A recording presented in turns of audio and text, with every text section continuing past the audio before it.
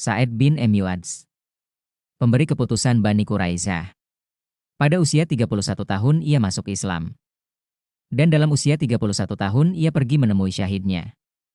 Dan antara hari keislamannya sampai saat wafatnya, telah diisi oleh Sa'ad bin Mu'adz dengan karya-karya gemilang dalam berbakti kepada Allah dan Rasul-Nya.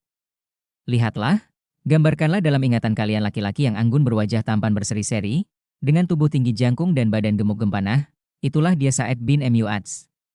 Bagai hendak dilipatnya bumi dengan melompat dan berlari menuju rumah As'ad bin Zurarah, untuk melihat seorang pria dari Mekah bernama Mus'ab bin Umar yang dikirim oleh Muhammad Shallallahu Alaihi Wasallam sebagai utusan guna menyebarkan tauhid dan agama Islam di Madinah.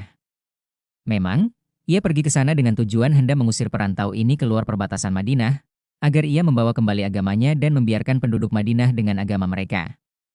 Tetapi baru saja ia bersama Usaid bin Zurarah sampai ke dekat majelis Mus'ab di rumah sepupunya, tiba-tiba dadanya telah menghirup udara segar yang meniupkan rasa nyaman. Dan belum lagi ia sampai kepada hadirin dan duduk di antara mereka memasang telinga terhadap uraian-uraian Mus'ab, maka petunjuk Allah telah menerangi jiwa dan ruhnya. Demikianlah, dalam ketentuan takdir yang mengagumkan, mempesona dan tidak terduga, pemimpin golongan Ansyar itu melemparkan lembingnya jauh-jauh, lalu mengulurkan tangan kanannya mengangkat baiat kepada utusan Rasulullah Shallallahu Alaihi Wasallam. Dan dengan masuk Islamnya Sa'ad, bersinarlah pula di Madinah matahari baru, yang pada garis edarnya akan berputar dan beriringan kalbu yang tidak sedikit jumlahnya. Dan bersama Nabi Muhammad Shallallahu Alaihi Wasallam menyerahkan diri mereka kepada Allah Rabbul Alamin. Sa'ad telah memeluk Islam, memikul tanggung jawab itu dengan keberanian dan kebesaran. Dan tatkala Rasulullah hijrah ke Madinah, maka rumah-rumah kediaman Bani Abdil Ashal, yakni kabilah Sa'ad, pintunya terbuka lebar bagi golongan muhajirin, begitu pula semua harta kekayaan mereka dapat dimanfaatkan tanpa batas. Pemakainya tidak perlu rendah diri dan jangan takut akan disodori bon perhitungan. Dan datanglah saat perang Badar, Rasulullah Shallallahu Alaihi Wasallam mengumpulkan sahabat-sahabatnya dari golongan muhajirin dan Ansyar untuk bermusyawarah dengan mereka tentang urusan perang itu. Dihadapkannya wajahnya yang mulia ke arah orang-orang Ansyar. Seraya katanya, kemukakanlah buah pikiran kalian, wahai sahabat. Maka bangkitlah Sa'ad bin Mu'adz tak ubah bagi bendera di atas tiangnya. Katanya, wahai Rasulullah, kami telah beriman kepada Anda. Kami percaya dan mengakui bahwa apa yang Anda bawa itu adalah hal yang benar, dan telah kami berikan pula ikrar dan janji-janji kami. Maka laksanakanlah terus, ya Rasulullah apa yang Anda inginkan, dan kami akan selalu bersama Anda. Dan demi Allah yang telah mengutus Anda membawa kebenaran. Seandainya Anda menghadapkan kami ke lautan ini lalu Anda menceburkan diri ke dalamnya, pastilah kami akan ikut mencebur, tak seorang pun yang akan mundur, dan kami tidak keberatan untuk menghadapi musuh esok pagi. Sungguh, kami tabah dalam pertempuran dan teguh menghadapi perjuangan. Dan semoga Allah akan memperlihatkan kepada Anda tindakan kami yang menyenangkan hati. Maka mulailah kita berangkat dengan berkah Allah Ta'ala.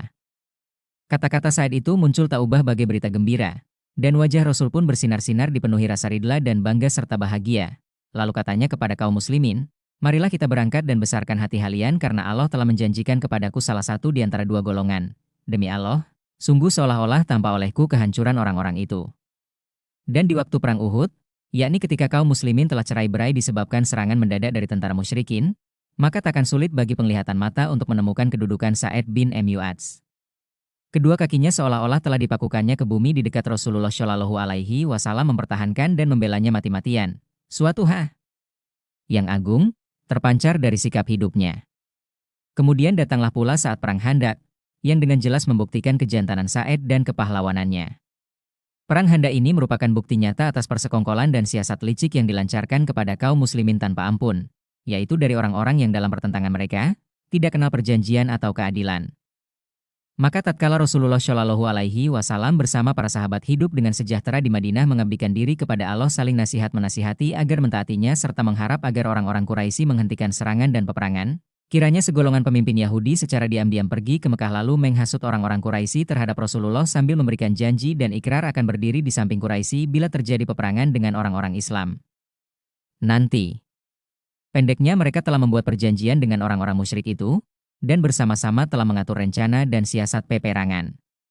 Di samping itu dalam perjalanan pulang mereka ke Madinah, mereka berhasil pula menghasut suatu suku terbesar di antara suku-suku Arab yaitu kabilah Ghatfan dan mencapai persetujuan untuk menggabungkan diri dengan tentara Quraisy. Siasat peperangan telah diatur dan tugas serta peranan telah dibagi-bagi. Quraisy dan Ghatfan akan menyerang Madinah dengan tentara besar, sementara orang-orang Yahudi, di waktu kaum muslimin mendapat serangan secara mendadak itu, akan melakukan penghancuran di dalam kota dan sekelilingnya. Maka tatkala Nabi Shallallahu Alaihi Wasallam mengetahui permufakatan jahat ini, beliau mengambil langkah-langkah pengamanan. Dititahkannya lah menggali handa atau parit perlindungan sekeliling Madinah untuk membendung serbuan musuh. Di samping itu diutusnya pula Sa'id bin Mu'adz dan Sa'id bin Ubadah kepada Ka'ab bin Asad pemimpin Yahudi suku Quraidah untuk menyelidiki sikap mereka yang sesungguhnya terhadap orang yang akan datang. Walaupun antara mereka dengan Nabi Shallallahu Alaihi Wasallam sebenarnya sudah ada beberapa perjanjian dan persetujuan damai. Dan alangkah terkejutnya kedua utusan Nabi, karena ketika bertemu dengan pemimpin Bani Quraidah itu, jawabnya ialah, tak ada persetujuan atau perjanjian antara kami dengan Muhammad.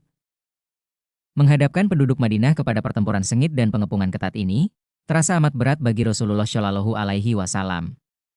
Oleh sebab itulah beliau memikirkan suatu siasat untuk memisahkan suku Ghatfan dari Quraisy, hingga musuh yang akan menyerang, bilangan dan kekuatan mereka akan tinggal separuh. Siasat itu segera beliau laksanakan yaitu dengan mengadakan perundingan dengan para pemimpin Ghatfan dan menawarkan agar mereka mengundurkan diri dari peperangan dengan imbalan akan beroleh sepertiga dari hasil pertanian Madinah. Tawaran itu disetujui oleh pemimpin Ghatfan, dan tinggal lagi mencatat persetujuan itu hitam di atas putih. Sewaktu usaha Nabi sampai sejauh ini, beliau tertegun, karena menyadari tiadalah sewajarnya ia memutuskan sendiri masalah tersebut. Maka dipanggilnyalah para sahabatnya untuk merundingkannya. Terutama Sa'id bin Mu'adz dan Sa'id bin Ubadah, buah pikiran mereka amat diperhatikannya, karena kedua mereka adalah pemuka Madinah, dan yang pertama kali berhak untuk membicarakan soal tersebut dan memilih langkah mana yang akan diambil.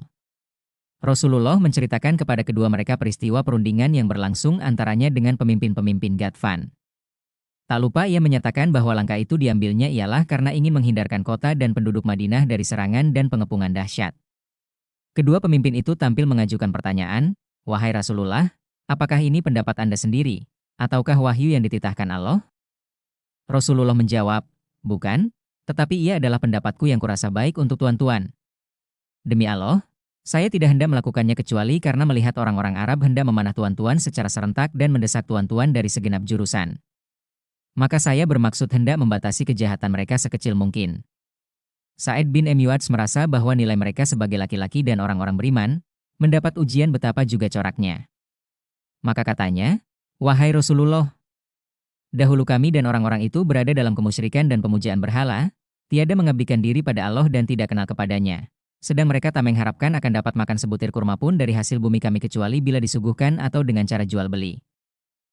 Sekarang, apakah setelah kami beroleh kehormatan dari Allah dengan memeluk Islam dan mendapat bimbingan untuk menerimanya, dan setelah kami dimuliakannya dengan Anda dan dengan agama itu, lalu kami harus menyerahkan harta kekayaan kami? Demi Allah, kami tidak memerlukan itu, dan demi Allah, kami tak hendak memberi kepada mereka kecuali pedang, hingga Allah menjatuhkan putusannya dalam mengadili kami dengan mereka." Tanpa bertangguh Rasulullah Shallallahu Alaihi Wasallam merubah pendiriannya dan menyampaikan kepada para pemimpin suku Ghatfan bahwa sahabat-sahabatnya menolak rencana perundingan, dan bahwa beliau menyetujui dan berpegang kepada putusan sahabatnya. Berselang beberapa hari, kota Madinah mengalami pengepungan ketat. Sebenarnya pengepungan itu lebih merupakan pilihannya sendiri daripada dipaksa orang, disebabkan adanya parit yang digali sekelilingnya untuk menjadi benteng perlindungan bagi dirinya. Kaum muslimin pun memasuki suasana perang. Dan Sa'id bin Mu'adz keluar membawa pedang dan tombaknya sambil berpantun. "Berhentilah sejenak, nantikan berkecamuknya perang maut berkejaran menyambut ajal datang menjelang." Dalam salah satu perjalanan kelilingnya, nadi lengannya disambar anak panah yang dilepaskan oleh salah seorang musyrik. Darah menyembur dari pembuluh darahnya dan segera ia dirawat secara darurat untuk menghentikan keluarnya darah. Nabi Shallallahu Alaihi Wasallam menyuruh membawanya ke masjid, dan agar didirikan kemah untuknya agar ia berada di dekatnya selama perawatan. Sa'id, tokoh muda mereka itu dibawa oleh kaum muslimin ke tempatnya di Masjid Rasul. Ia menunjukkan pandangan matanya ke arah langit, lalu memohon, "Ya Allah, jika dari peperangan dengan Quraisy ini masih ada yang Engkau sisakan, maka panjangkanlah umurku untuk menghadapinya. Karena tak ada golongan yang diinginkan untuk menghadapi mereka daripada kaum yang telah menganiaya Rasul telah mendustakan dan mengusimnya. Dan seandainya Engkau telah mengakhiri perang antara kami dengan mereka, jadikanlah kiranya musibah yang telah menimpa diriku sekarang ini sebagai jalan untuk menemui syahid. Dan janganlah aku dimatikan sebelum tercapainya yang memuaskan hatiku dengan Bani Quraisyah. Allah lah yang menjadi pembimbingmu, wahai Sa'id bin Mu'adz. Karena siapakah yang mampu mengeluarkan ucapan seperti itu dalam suasana demikian, selain dirimu?" dan permohonannya dikabulkan oleh Allah. Luka yang dideritanya menjadi penyebab yang mengantarkannya ke pintu syahid, karena sebulan setelah itu, akibat luka tersebut ia kembali menemui Tuhannya. Tetapi peristiwa itu terjadi setelah hatinya terobati terhadap Bani Quraidah. Kisahnya ialah setelah orang-orang Quraisy merasa putus asa untuk dapat menyerbu kota Madinah dan ke dalam barisan mereka menyelinap rasa gelisah, maka mereka sama mengemasi barang perlengkapan dan alat senjata, lalu kembali ke Mekah dengan tangan hampa. Rasulullah Shallallahu Alaihi Wasallam berpendapat, mendiamkan perbuatan orang-orang Quraidah, berarti membuka kesempatan bagi kecurangan dan pengkhianatan mereka terhadap kota Madinah bila mana saja mereka menghendaki, suatu hal yang tak dapat dibiarkan berlalu. Oleh sebab itulah beliau mengerahkan sahabat-sahabatnya kepada Bani Quraidah itu. Mereka mengepung orang-orang Yahudi itu selama 25 hari. Dan tatkala dilihat oleh Bani Quraidah bahwa mereka tak dapat melepaskan diri dari kaum muslimin, mereka pun menyerahlah dan mengajukan permohonan kepada Rasulullah yang beroleh jawaban bahwa nasib mereka akan tergantung kepada putusan Sa'ad bin Mu'adz. Di masa jahiliyah dahulu, Sa'ad adalah sekutu Bani Quraidah. Nabi Shallallahu Alaihi Wasallam mengirim beberapa sahabat untuk membawa Sa'ad bin Mu'adz dari kemah perawatannya di masjid. Lah dinaikkan ke atas kendaraan, sementara badannya kelihatan lemah dan menderita sakit. Kata Rasulullah kepadanya, "Wahai Sa'ad, berilah keputusanmu terhadap Bani Quraidah." Dalam pikiran Sa'ad terbayang kembali kecurangan Bani Quraidah yang berakhir dengan perang Khandaq dan nyaris menghancurkan kota Madinah serta penduduknya. Maka ujar Sa'ad, "Menurut pertimbanganku, orang-orang yang ikut berperang di antara mereka hendaklah dihukum bunuh. Perempuan dan anak mereka diambil jadi tawanan, sedang harta kekayaan mereka dibagi-bagi." Demikianlah, sebelum meninggal, hati Sa'ad telah terobat terhadap Bani Quraidah. Luka yang diderita Sa'ad setiap hari bahkan setiap jam kian bertambah parah. Pada suatu hari Rasulullah Shallallahu Alaihi Wasallam datang menjenguknya. Kiranya didapatinya ia dalam saat terakhir dari hayatnya. Maka Rasulullah meraih kepalanya dan menaruhnya di atas pangkuannya. Lalu berdoa kepada Allah, katanya, "Ya Allah, Sa'ad telah berjihad di jalanmu, ia telah membenarkan Rasul dan telah memenuhi kewajibannya, maka terimalah ruhnya dengan sebaik-baiknya cara engkau menerima ruh."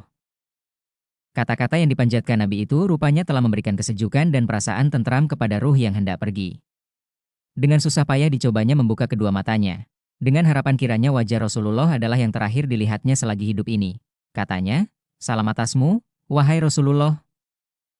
Ketahuilah bahwa aku mengakui bahwa Anda adalah Rasulullah."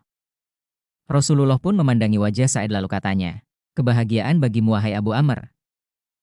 Berkata Abu Sa'id Al-Khudri, "Saya adalah salah seorang yang menggali makam untuk Sa'ad. Dan setiap kami menggali satu lapisan tanah, tercium oleh kami wangi kasturi, hingga sampai ke liang lahat." Musibah dengan kematian Sa'ad yang menimpa kaum muslimin terasa berat sekali. Tetapi hiburan mereka juga tinggi lainnya, karena mereka dengar Rasul mereka yang mulia bersabda, "Sungguh, arasy Tuhan yang Rahman bergetar dengan berpulangnya Sa'ad bin Mu'adz."